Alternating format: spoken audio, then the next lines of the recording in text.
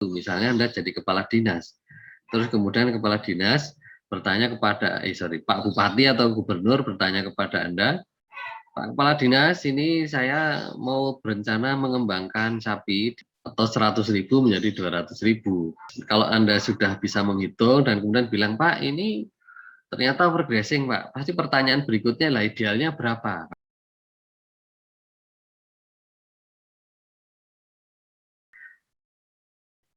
Sebagian materi kuliah ini ada di dalam buku Gulma sebagai pakan ternak atau Wheat for Feed.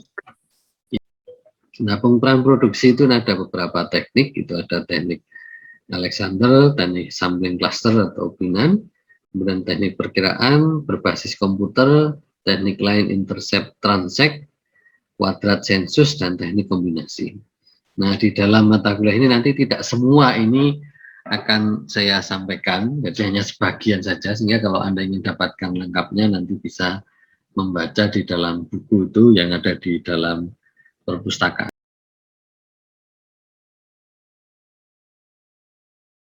Hitungan. Oke, ini contoh hitungan kalau Anda ingin menghitung, karena supaya Anda kalau orang peternakan ya harusnya tahu tentang bagaimana menghitung produksi, estimasi secara manual. Kalau JES tadi kan tertentu menggunakan sistem program software yang tidak setiap orang bisa mengoperasionalkan. Tapi kalau hitungan manual ini ya kita orang peternakan harus tahu dong. Jadi kalau 100 hektar kemudian begini, saya pikir ini sangat simpel ini.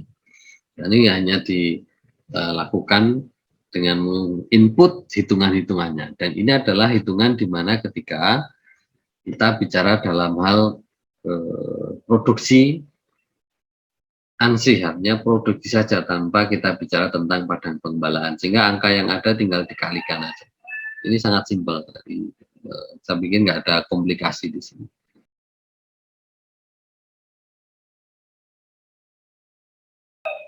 Contoh ini juga hitungan pendek juga ini, karena pernah muncul di satu pelatihan berkaitan dengan kapasitas tampung.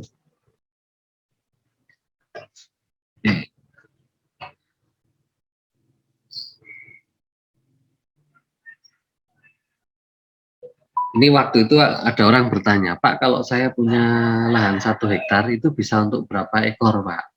Terus kemudian saya ajak berhitung, tapi waktu itu saya tentu berhitung dengan asumsi, karena ketika saya tanya balik, lah Bapak produksi hijauannya berapa?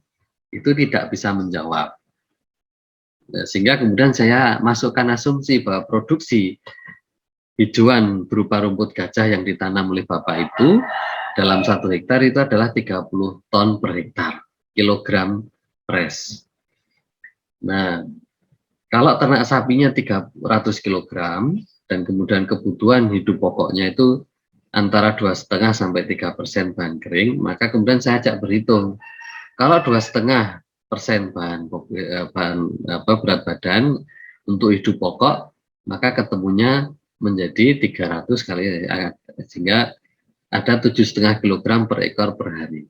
Tapi kalau menggunakan 3% berat badan hidup pokok, maka ketemunya perlunya adalah 9 kg per ekor per hari. Ini adalah dalam dry matter.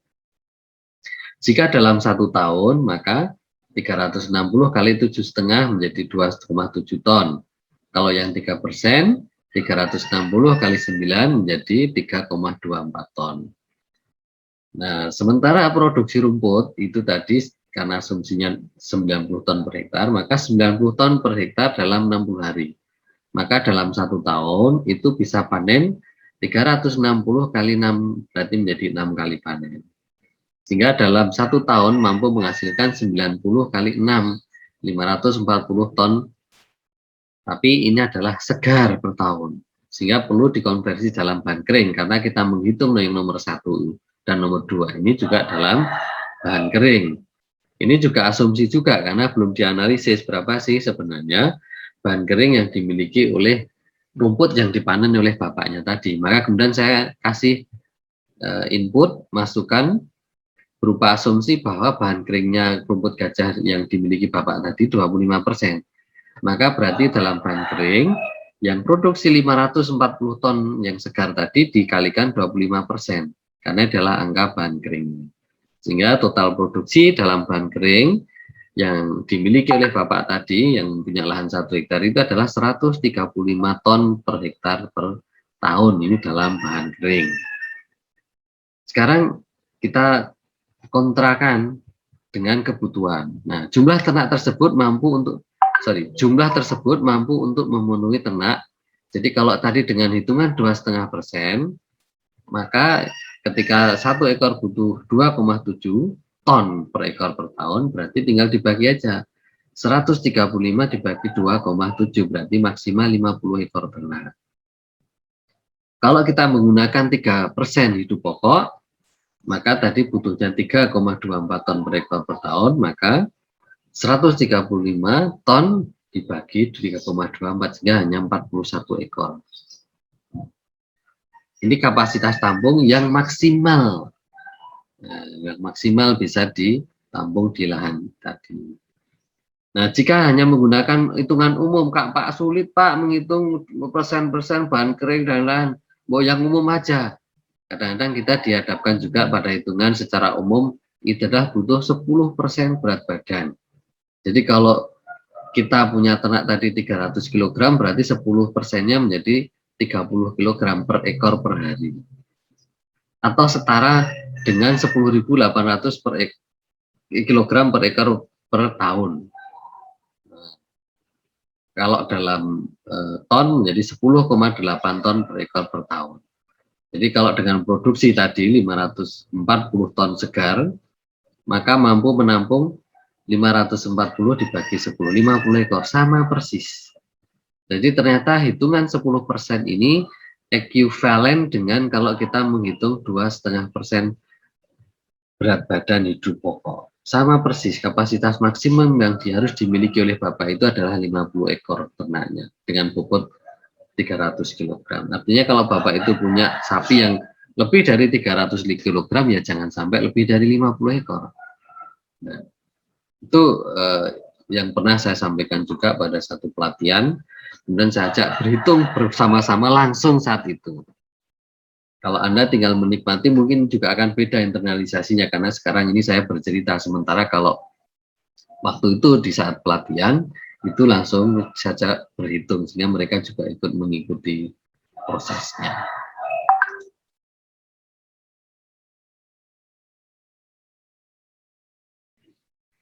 Nah, menjadi komplikasi itu kalau kita sudah bicara carrying capacity, di mana kita bicara tentang hitungan tapi ada ternaknya di situ.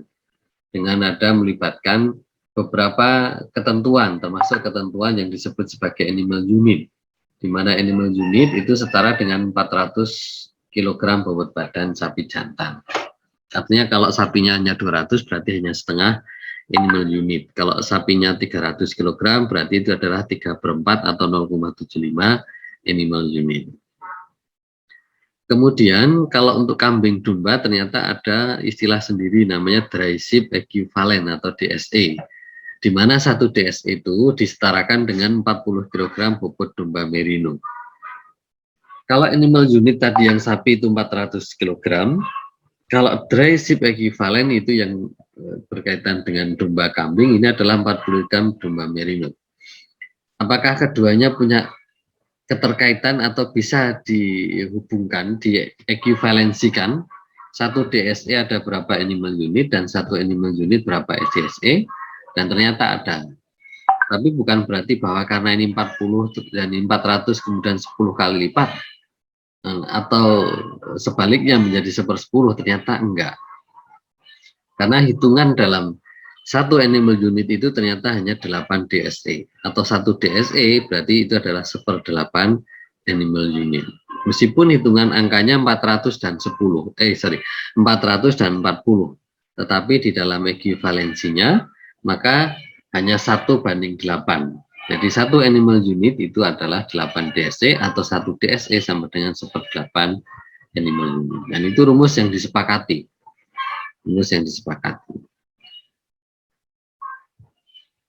Kilogram.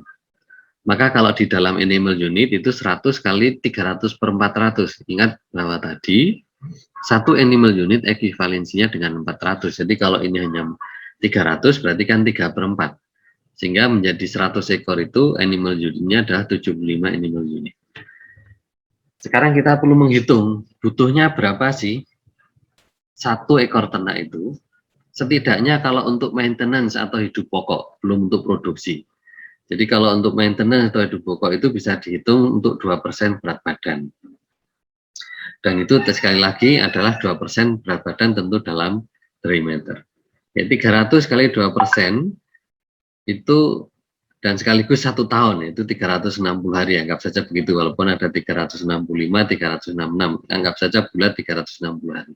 Maka akan ketemu 2160 kg per ekor per tahun. Itu kalau dalam kilogram. Kalau dalam ton, maka menjadi 2,160 ton per ekor per tahun. Dan ini simple karena 1 ton itu adalah 1000 kg, atau 1 kilogram itu adalah 1/1000 ton. Dan ini karena 2000, maka akan menjadi dibagi 1000, akan menjadi 2 saja. Jadi 2,160 ton per ekor per tahun ini kebutuhannya. Kalau 100 ekor ya berarti tinggal dikalikan 100. Nah, jumlahnya itu akan dikalikan 100. Nah, ini kalau misalnya kita sudah tahu, pernah mengukur, ternyata data potensi HMT kita itu adalah 100 ton diameter per tahun. Maka daya tampungnya itu menjadi 100 dibagi 2, karena tadi satu ekornya adalah 2,160. Maka kemudian ketika punya potensi HMT kapasitasnya 100 ton, diameter juga, jadi sudah fair ini, sebenarnya keduanya sama-sama diameter. Maka 100 dibagi 2, berarti kapasitasnya ada 46,296 ekor. Kalau itu dijadikan unit ternak, maka karena 300 itu adalah 0,75, berarti 34 animal unit. 34 animal unit itu adalah kapasitas tampung dari satu luasan yang kita miliki, HMT yang kita miliki. Sementara yang kita miliki tadi ada 100 ekor, yang itu ekuivalennya menjadi 75 animal unit. Berarti gimana ngitungnya? Kalau itu sudah pengurangan sederhana aja. 34 dikurangi 75 berarti minus. Dengan kata lain, kalau minus ini berarti adalah lahan yang kita miliki overgrazing. Kalau kita mau menggunakan mode grazing, berarti ini tidak recommended jumlah 100 ekor ini, harusnya dikurangi. Kita harusnya hanya memelihara sekitar 35 ekor saja, bukan 100 ekor. Oke.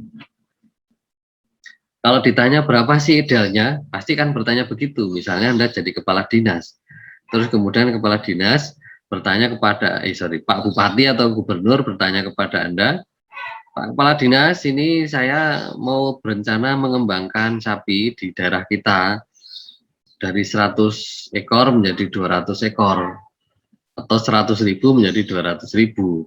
Berarti kan nanti perlu cari data produksinya. Terus kalau Anda sudah bisa menghitung dan kemudian bilang, Pak ini ternyata overgrazing Pak, pasti pertanyaan berikutnya lah idealnya berapa, pasti kan begitu. Nah contoh kalau kita kembali ke hitungan tadi, dengan 300 kg, oke. Tapi ini pakai hitungan 3%, berarti ini sudah pakai hitungan produksi kalau sudah 3%. Dan ini pakai hitungan 70% konsentrat dan 30% hijauan. Kalau 30 hijauan ketemunya sekian. Nah, kalau kita tadi punya 100 ton saja tadi, oke, yang sebelah kiri abaikan karena ini akan lebih complicated yang sini ini, dan ini Anda tidak saya ajak berhitung. Kalau menggunakan 70% konsentrat dan 3% hijauannya akan lebih complicated. Kita lebih fokus yang hitungan yang ini tadi, melanjutkan yang ini tadi. Oke. Dengan tadi kita punya 34, kapasitasnya kan 100 ton tadi, 34,7 sekian animal unit. Dan kita memiliki 75 animal unit. Nah, caranya adalah dengan perkalian siang. 34 dibagi 100 sama dengan 75 dibagi X. Berapa X? X adalah 75 kali 100 dibagi 34, ketemu 216 ton. Harusnya begitu idealnya. Berarti kalau kita mau tetap memelihara yang 100 ekor, berarti kita harus bisa menyediakan 216 ton. Nih, produksinya tadi jangan hanya 100, tapi 216 ton bahan kering per tahun. Setidaknya begitu. Nah, ini cara menghitung. Kalau ditanya, loh, idealnya berapa? Nah, cukup digunakan perkalian bersilang. Dengan bersilang. Kalau domba ini sebenarnya hitungannya sama, hanya kemudian ada ekivalensi dry sheep ekivalen yang tadi 1/8 atau 8 kali. Oke, sampai di sini apakah sudah cukup jelas?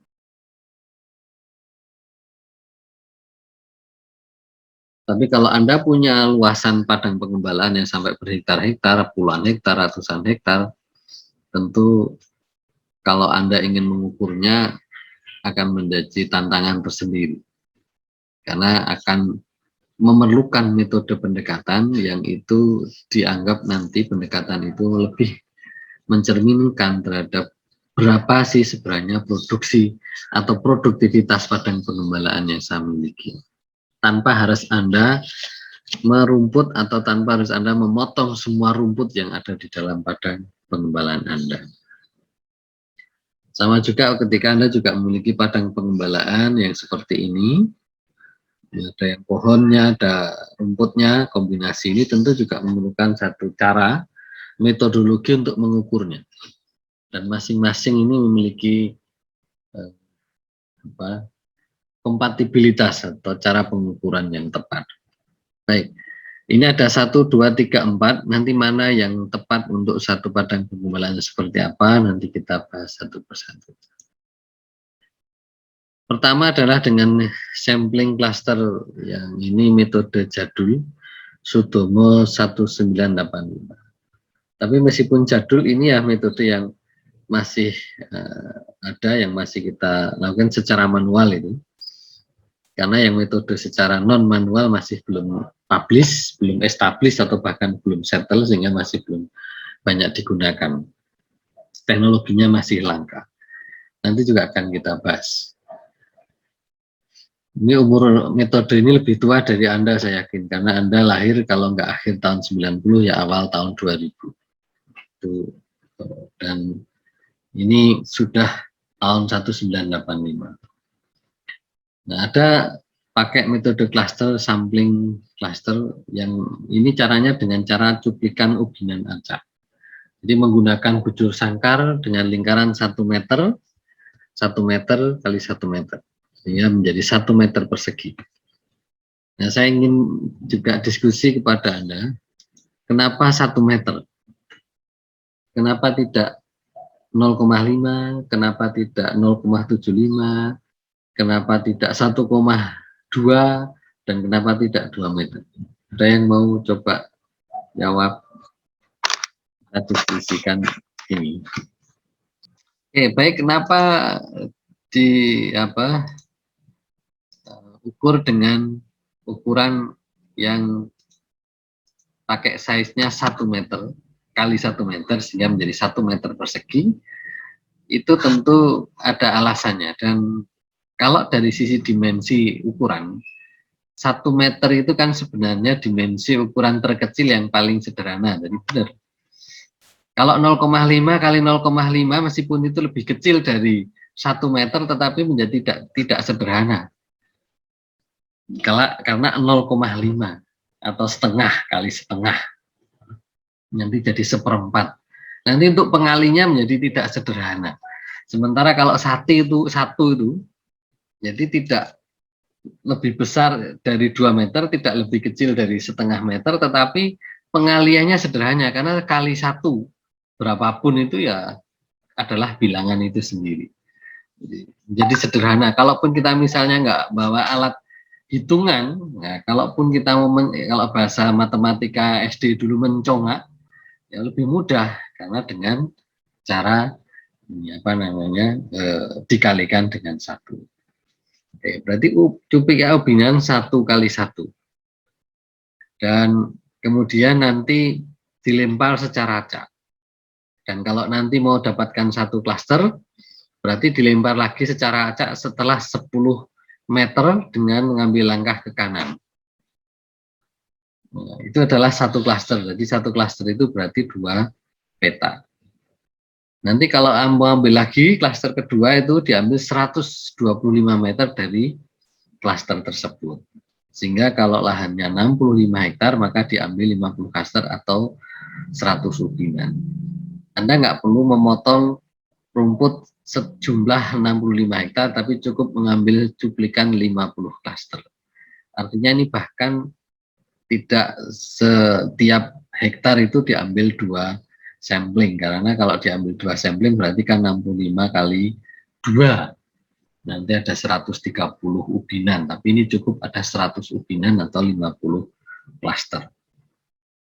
Ini metodologi menurut Sutomo 1985, dan Anda biasanya juga kalau praktikum juga menggunakan ini dengan membawa ubinan 1 meter kemudian dilambar secara acak. Nah, setelah itu hijauan yang berada di dalam kotak ubinan itu dipotong sedekat mungkin dengan tanah, karena itu diasumsikan sebagai hijauan yang dimakan oleh ternak. Kalau di dalam lempar ubinan itu ada di situ pohon, maka yang bisa diambil untuk sampling itu hanya pada ketinggian 1,5 meter. Karena itu masih normal, kira-kira terjangkau oleh ternak untuk dimakan. Tentu akan menjadi berbeda kalau kita bicara ternaknya adalah wild animal, bukan ternak itu namanya, tapi wild animal, misalnya jerapah.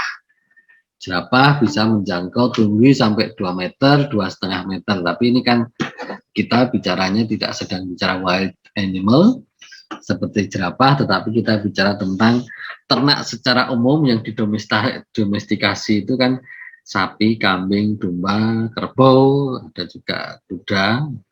Dan itu normalnya dia menjangkau pada ketinggian 1,5 meter saja. Kalau lebih bawah berarti bisa, tapi kalau lebih atas dari itu berarti ya jangan, nggak usah diambil samplingnya. Dipotong juga bagian edible portion. Kemudian ditimbang dapat berat berapa, kemudian kalau mau dianalisis ya dimasukkan kantong, maka kemudian nanti akan diketahui dari unit terkecil itu, tadi yang 1 meter persegi itu dapat berapa gram atau kilogram. Nah, nanti kemudian kita akan bisa simulasikan di dalam hitungan untuk mengasumsikan berapa sih kalau luasan tertentu tadi. Berapa dalam hektar, misalnya tadi 65 hektar. Kita dapatkan average dari 50 cluster itu berapa berat badan hasil potongan rumputnya, maka kemudian nanti akan kita simulasikan. Kalau itu bukan lahan pengembalaan ya berarti tinggal langsung dihitung kalikan aja 10 hektar. 1 hektar itu 10.000 meter persegi. Tapi kalau itu berupa padang pengembalaan, maka kita perlu masukkan aspek yang disebut sebagai proper use factor. Proper use factor itu nanti ada 3 kategori. Kategori ringan itu kalau 25-30%, kategori sedang itu kalau 40-50%, dan kategori berat kalau 60-70%. Nah, proper use factor itu representasi apa? Proper use factor itu adalah representasi dari rumput yang disenggut oleh ternak. Cara mudahnya begini, kalau ini adalah tingginya rumput, katakanlah misalnya 10 cm, maka yang disebut kategori ringan itu kalau dia disenggut hanya 2,5 sampai 3 cm, berarti 25-30%. Kalau yang kategori sedang 40-50%, berarti disenggutnya sekitar 4-5 cm. Kalau kategori berat 60-70%, ini berarti sekitar 6-7%, berarti yang tersisa tinggal 3-4 cm. Itu cara mudahnya kalau misalnya tinggi rumputnya itu adalah 10 cm. Ini juga size untuk memudahkan ilustrasi saja. Dan memang itu menjadi bagian dari critical point, bagaimana ketika kita melakukan observasi di lapangan dan kemudian nanti kita menentukan, oh ini proper use faktornya ringan, oh ini proper use faktornya sedang, oh ini proper use faktornya berat. Karena nanti juga ada hal-hal yang mempengaruhi terhadap proper use faktor. Nanti akan saya sampaikan. Kita selesaikan dulu hitungannya, terus bagaimana kalau misalnya itu adalah padang pengembalaan di mana harus memasukkan proper use faktor, maka hitungannya kemudian dikalikan antara hasil produksi. Misalnya tadi produksinya 1 meter dapatkan 900 gram. Terus kemudian kita sudah menentukan, oh ini proper use faktornya 45%, berarti masuk sedang. Maka jumlah hijauan dalam 1 meter persegi itu adalah 45%, yaitu angka proper use faktor kali 900 gram. Ketemu 405 gram. Konversinya seperti apa di dalam hitungan yang kecil ini? Ya, ketemunya dalam 1 hektar itu menjadi 4050 kg atau 4,05 ton per hektar. Itu kalau dimasukkan di dalam hitungan dengan menggunakan proper use faktor, karena itu adalah padang pengembalaan aktif di mana ada ternak yang digembalakan di situ. Karena perlu memang tahu tentang konversi lahan, karena kalau Anda nggak tahu konversi lahan, nanti Anda menghitungnya beberapa juga.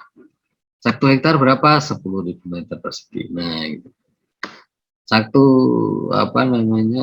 kilometer persegi itu ada berapa meter? Nah, itu Anda juga perlu tahu juga. Oke, berikutnya adalah proper use faktor tersebut antara lain dipengaruhi oleh, jadi karena tadi salah satu critical point, karena ada 2 di dalam rumus perhitungan itu, yaitu proper use factor dan hasilnya. Berarti kan salah satu critical point itu adalah proper use factor. Kalau ini kan lebih simpel karena ini adalah hasil pemotongan bagian yang kena ubinan. Nah, ini yang justru menjadi sangat critical point karena ini boleh jadi subjektivitas Anda akan bermain. Dan itu ternyata tidak hanya dipengaruhi oleh senggutan ternak, tetapi juga dipengaruhi oleh satu, erodibilitas lahan pada pastura yang mudah mengalami erosi karena topografi miring atau hamparan vegetasi yang rendah. Nah, maka sebaiknya hijauan tidak semuanya dipanen. Jadi kalau topografi miring, maka untuk menentukan proper use faktor tidak hanya berdasarkan pada aspek senggutannya, tapi juga dari kondisi lahan. Misalnya karena miring terus kemudian kena erosi dan rumputnya hilang, berarti itu juga termasuk dihitung. Karena juga yang jelas itu rumputnya hilang, meskipun hilangnya bukan karena disenggut tapi karena erosi. Maka itu juga ikut menentukan. Maka diberi saran kalau itu lahannya miring ya jangan semuanya dipanen bareng supaya nanti tetap ada proses konservasi lahan untuk menghindari landslide atau tanah longsor. Yang kedua dipengaruhi juga oleh regrowth tanaman. Tanaman yang mempunyai pola regrowth lamban sebaiknya tidak semua hijauan yang dapat dipanen semuanya untuk ternak. Oke, jadi kalau di padang pengembalaan itu kan tentu ada tidak hanya dalam satu jenis rumput atau satu jenis hijauan, tapi ada berbagai macam jenis hijauan. Nah, kalau nanti di dalam padang pengembalaan itu ternyata ada dominasi jenis hijauan tertentu yang itu lambat dalam rekrutnya ketika habis disenggut, maka kemudian nanti juga ketika pas Anda hadir untuk mengobservasi, mengukur, menentukan proper use faktor, itu juga turut akan menentukan. Berbeda dengan kalau Anda menemukan hijauan dengan regrowth yang sangat cepat, contohnya misalnya alfalfa itu kan dalam 2 pekan pertama itu regrowthnya bisa sampai 5 cm persegi. Kayak persegi regrowth persegi. 5 cm per hari, ya, bukan persegi tapi per hari. Nah, walaupun setelah nanti 2 pekan pertama akan melambat, tapi di 2 pekan pertama itu regrowthnya cepat. Sehingga total average kalau dalam 1 bulan itu setidaknya bisa sampai 1 sampai 2 cm per, rata-rata 2, sekian cm per hari itu tumbuh. Nah itu kalau bisa menjumpai regrowth itu ya memang luar biasa, lumayan gitu kan. Jadi Anda gembalakan hari ini, nanti kalau Anda misalnya agak sibuk terus datang 5 hari lagi udah pangling loh, udah tinggi-tinggi. Itu kalau pas dapatkan hijauan dengan regrowth yang cepat. Tapi kalau Anda dapatkan regrowth lambat, Anda datang 5 hari lah kok belum tumbuh lagi. Ya, ini berarti kategorinya ini nanti bisa sedang, bisa berat itu, misalnya begitu. Yang ketiga adalah jenis dan jumlah ternak. Pada dasarnya semakin banyak atau semakin besar jenis ternak yang dipelihara, maka semakin banyak pula tanaman yang terinjak, sehingga tidak semua hijauan yang dipanen dapat dimanfaatkan untuk ternak. Ya, itu jelas.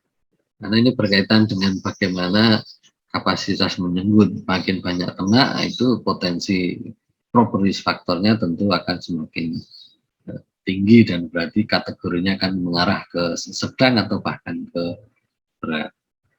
Dan yang keempat, keadaan musim, ketersediaan pengairan, regrowth pada musim kemarau dan hujan untuk menjamin kebenangan. Ini kan karena air itu adalah sumber kehidupan, sehingga kalau kita juga biasanya begitu, di musim penghujan dan kemarau kan beda. Kalau di musim penghujan, begitu air hujan turun, itu rumput akan cepat tumbuhnya.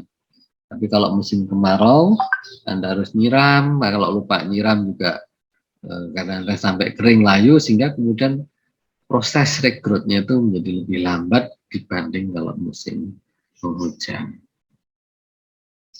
Nah itu kalau properties faktor. Nah sampai sini ada pertanyaan, any question sekalian? Ada ini satu jenis hijauan yang memiliki daya kemampuan regrowth yang cukup luar biasa, yang sangat cepat, di mana dalam 2 pekan pertama itu bisa sampai 5 cm per hari. Nah, jadi kan ini nanti kalaupun ada digembalakan tentu berpengaruh terhadap progress faktor yang menjadi minimal itu maksimal, bukan minimal, sedang atau bahkan bisa sampai ringan saja lah, karena cepat tumbuhnya. Baik, kita lanjutkan. Itu tadi baru sampling cluster dengan adanya faktor produce faktor kalau di padang pengembalaan. Kalau tidak di padang pengembalaan ya sudah, hasilnya itu tinggal dikalikan saja dengan luasannya, yaitu kalau meter kali hektar ya berarti 10.000 meter persegi. Yang kedua itu adalah ada yang disebut dengan sampling Alexander. Kalau ini lebih kecil anunya, size alat ukurnya. Ya ini kalau kita mahasiswa ya bisa seperti orang main-main, karena ini plywood ukuran 0,4. 0,4 itu berarti 40 cm. 0,4 meter persegi. Berarti kalau 0,4 meter persegi berarti kan 20 kali 20. 20 cm saja. 20 cm itu berarti hanya 1 jengkal. Jadi kayak orang lempar-lempar main-main itu. Ini lebih tua lagi saja, belum lahir ini. Metode Alexander 1962. Dan ini sepertinya juga jarang digunakan oleh mahasiswa. Kalau mau menggunakan metode pengukuran dengan Alexander ini jarang digunakan oleh mahasiswa. Lebih populer yang sampling cluster dengan ubinan. Ini plywood yang juga pakai yang tipis juga, yang 5-6 mm itu, berarti kan yang tipis. Itu terus dilempar aja, terus dimasukkan di dalam hitungan. Nah ini tentu juga hitungan ini sudah melalui sebuah proses panjang simulasi yang kita nggak ngerti dari mana asal usulnya, tapi kemudian kita terima sebagai rumus Alexander. Di mana di situ ada konstantanya, yaitu 85 dan 190. Karena angka yang sudah ada di situ berarti K konstanta. Kita hanya mengukur H saja. Di mana H itu apa? Adalah jumlah tinggi rumput dari tanah pada 4 sudut. Jadi ada definisinya, tidak hanya tinggi saja tapi juga dari tanah pada 4 sudut. Jadi kalau misalnya ini plywood, kita lempar acak atau nangkring di rumput, maka kalau rumputnya tadi kita asumsikan sama seperti yang sebelumnya pakai angka 10 cm, berarti hanya menjadi 40 cm. Kalau hanya itu adalah 10 atau 12,5 cm, maka hanya menjadi 50 cm. Karena nangkring terus nanti diukur dari tanah sampai ke plywoodnya. Maka dimasukkan dalam rumus 85H negatif 190. Kalau hanya 50 cm ya berarti kemudian ketemunya 4060 kg per hektar. Nah, dengan demikian kalau ini adalah Alexander, tentu tidak cocok kalau kita gunakan untuk mengukur yang dengan seperti ini, bentuk landscape-nya pakai pohon. Kenapa nggak cocok kalau digunakan pada lahan yang ada pohonnya? Baik, kita lanjutkan. Jadi kenapa metode Alexander itu tidak cocok kalau diterapkan di dalam lahan yang bentuk landscape-nya ada pohonnya? Anda bisa bayangkan, tadi salah satu kunci menggunakan metode landscape itu adalah pada angka H, di mana H itu adalah jumlah tinggi rumput dari tanah pada 4 sudut. Kalau kebetulan plywoodnya itu nangkring di pohon, Anda kebayang nggak? Hanya jadi berapa? Pohonnya tingginya 2 meter. Hanya menjadi 200 kali 4. Berarti menjadi 800. Berarti Anda bisa bayangkan kan? Kalau dimasukkan 85H negatif 190 ini menjadi angkanya sangat gede. Jangan-jangan itu nggak mewakili. Jadi kira-kira arahnya sebenarnya kalau diterapkan di pohon, di area yang banyak, di situ ada pohonnya, nanti kalau lemparan acaknya nangkring di pohon, maka kemudian hasilnya menjadi tidak mewakili dari produksi di padang pengembalaan tersebut. Itulah kunci rahasianya kenapa metode Alexander tidak cocok untuk ditaruh di daerah padang pengembalaan yang ada rumput, ada pohonnya di situ. Lupa kan bisa aja Pak kita taruh nanti milih yang tidak ada pohonnya, namanya aja ngelempar acak. Kalau itu berarti nggak ngelempar acak, tapi ngelempar yang terarah atau ditaruh. Nah, ya kan beda. Kalau ngelempar acak ya terserah larinya, atau berarti nggak ngelempar acak kalau itu. Milih tempat berarti. Nanti supaya juga produksinya tinggi, milih tempat yang rumputnya agak tebel. Nah, itu namanya bukan lempar acak, itu namanya memilih. Beda. Oke, itu metode sampling.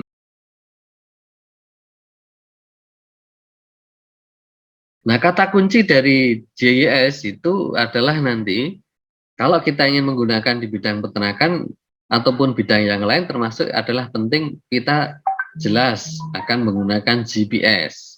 Kalau GIS itu adalah Geographic Information System, kalau GPS itu adalah Global Positioning Satellite, bukan Geographic program sistem enggak, tetapi Global Positioning Satellite, karena GPS itu kan dituntun oleh satelit.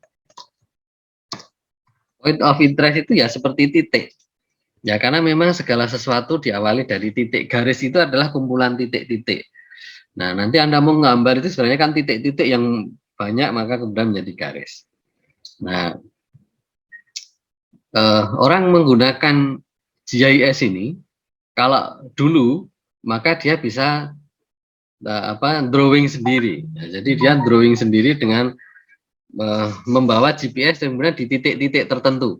Titik ini, titik ini, titik ini. Nah, kemudian antar titik itu digabungkan. Jadi kalau misalnya saya contohkan apa? Oke, saya contohkan kalau Anda, mudah-mudahan ini bisa ya. contoh ya. Nah, titik ini, terus kemudian ini ada titik, kemudian nanti di sini ada titik, misalnya itu titik, Anda titik, terus kemudian di sini ada titik lagi, mana sini ada titik, sini ada titik, misalnya sini titik, terus kemudian sini titik, kemudian di sini titik, kemudian di sini titik. Nah, itu kan awalnya sebenarnya titik-titik, tapi titik-titik itu kalau dihubungkan itu akan bisa menjadi satu bidang. Nah, kalau itu bisa dijembatani oleh satu program yang namanya adalah program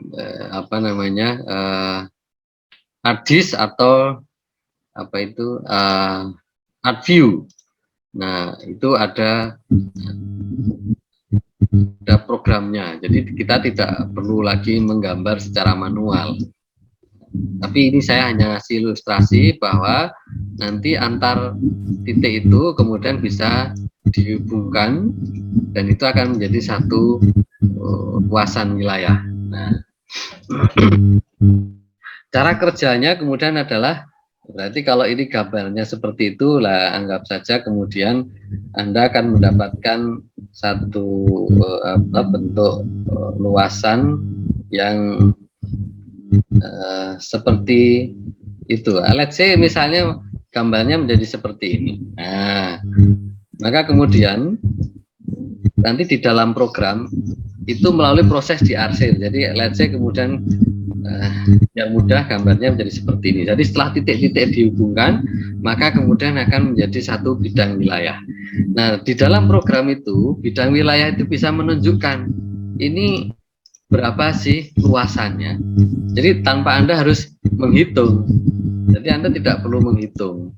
Nanti di sini sudah akan menunjukkan luasannya itu adalah titik-titik. Tergantung Anda mau pakai meter persegi atau hektar, itu adalah inputnya. Artinya kalau Anda ingin mengukur satu luasan hijauan dalam satu kabupaten, bahkan satu nasional, Anda tinggal mengarsir daerah mana yang memang menghasilkan hijauan. Jadi di daerah rumahan tentu nggak perlu Anda arsir, tidak perlu diarsir, sehingga nanti hanya murni daerah-daerah yang memang itu potensi menghasilkan hijauan, sehingga Anda akan bisa menghasilkan satu wilayah, mengetahui berapa sih potensi dari sekian hektar, sekian ribu hektar yang ada di Indonesia, yang ada di provinsi X, yang ada di kabupaten X, untuk menghasilkan hijauan pakan ternak tanpa Anda harus secara manual itu membawa-bawa alat seperti kalau kita belajar tentang ini ya tadi, sampling cluster yang dengan menggunakan ubinan. Jadi nggak perlu lagi dengan itu, tapi cukup Anda dengan menggunakan GIS map yang itu nanti menggunakan ArcView